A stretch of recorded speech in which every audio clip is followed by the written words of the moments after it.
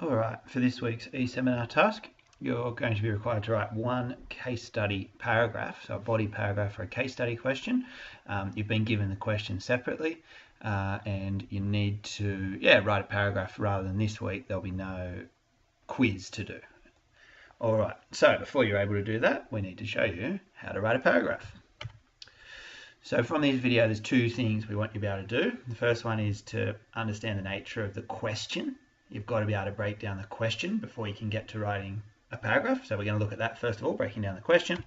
And then the second thing is you're going to look at the skills and the structure and things of writing a really good paragraph using case studies. And the reason we want to be able to do that is if you can write one good paragraph, it's just a matter of repeating it, 6 times, 8 times, something like that, to write that really sustained, logical, cohesive response that we're striving for.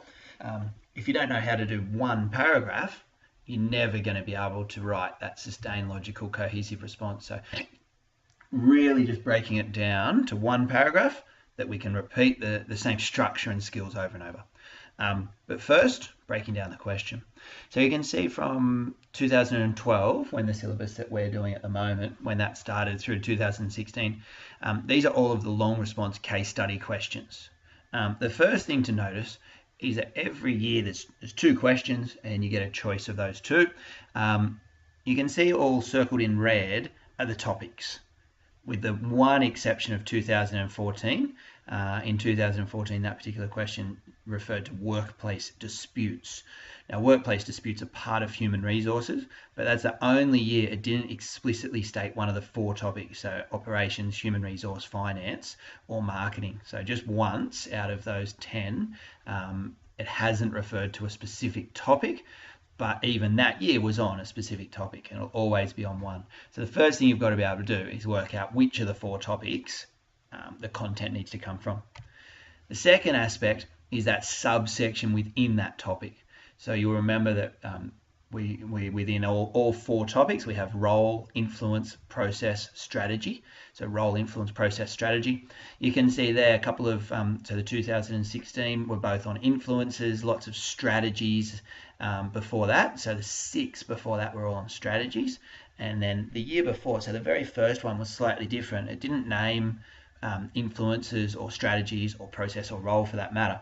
It names specific aspects within that. So if you look at the first one in 2012, that was on ethical behavior and government regulation in marketing, which is part of influences.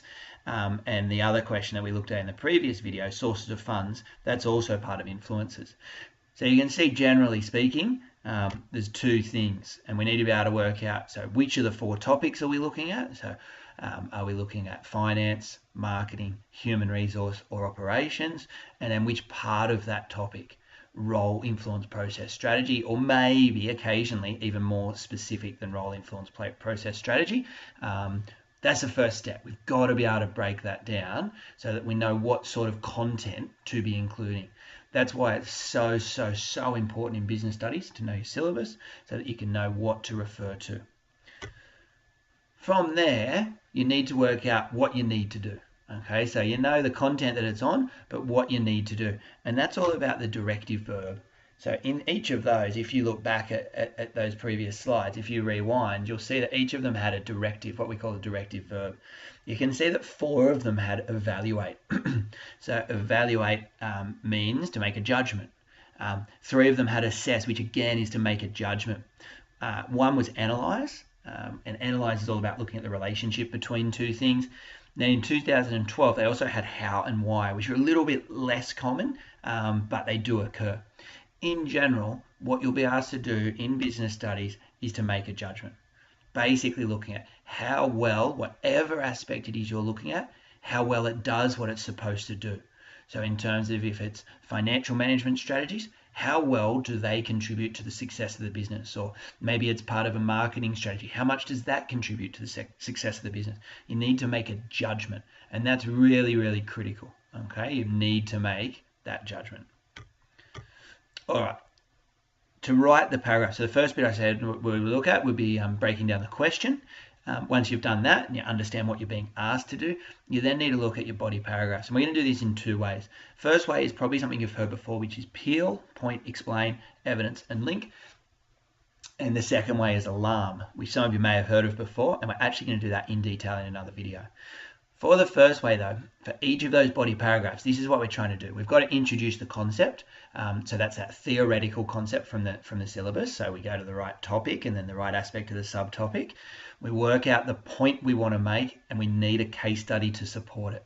Okay, or exemplify. Exemplify is just like an example. Okay, so we need to just sort of, that first sentence is just brief, identifying what the concept or the theory is, as well as the case study. And in that previous video, they looked at Woolworths and also Zara as their case studies.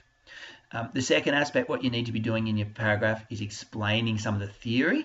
Okay, you might do it in a fairly theoretical way without applying to the business, or you might explain the theory through the business. So Woolworths does such and such, and explain that theory.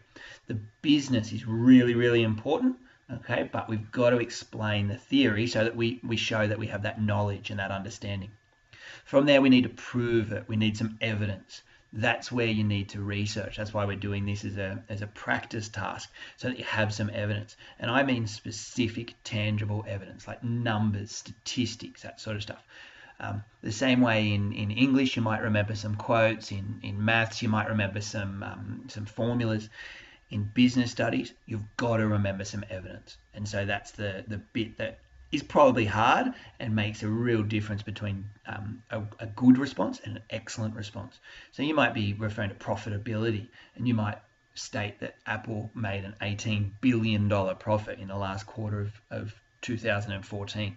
That really proves business success, okay? And that's really, really critical. And then finally, you're going to link back to the question. You're going to conclude that paragraph, and you're going to use that directive verb.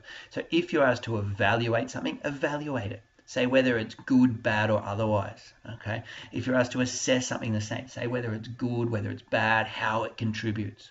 Don't just sort of describe it. And that's the real skill, and that's the really hard part that gets a good response into an excellent response. When you really stick to that directive term and you assess or you analyze or you make that judgment really, really clear. Okay, so that's critically important. And that's the first way. Okay, so that's how we can do it in terms of using Peel. The alternative, and we're not going to speak much about this now, but some of you might have seen similar. I know those students I have in economics would have seen a similar sort of thing, slightly different for economics, but a similar sort of structure. I know it exists in legal studies as well, and perhaps in some of the other subjects across the school.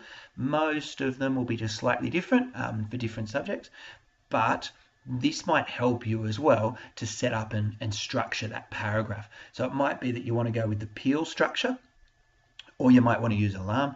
If you do want to use alarm, I'd suggest it's probably better to help you be able to reach that really higher order thinking, to really help you and force you almost to make a judgment by working through those columns. And we'll go into the alarm structure in more detail in the next video. But for now, if you want to, you can start writing using Peel and practicing writing a paragraph. That paragraph needs to be submitted to your teacher. Once that's done, your teacher will get you some feedback, and you'll use that feedback to then write the whole response, which will be due as seminar task 5. Good luck.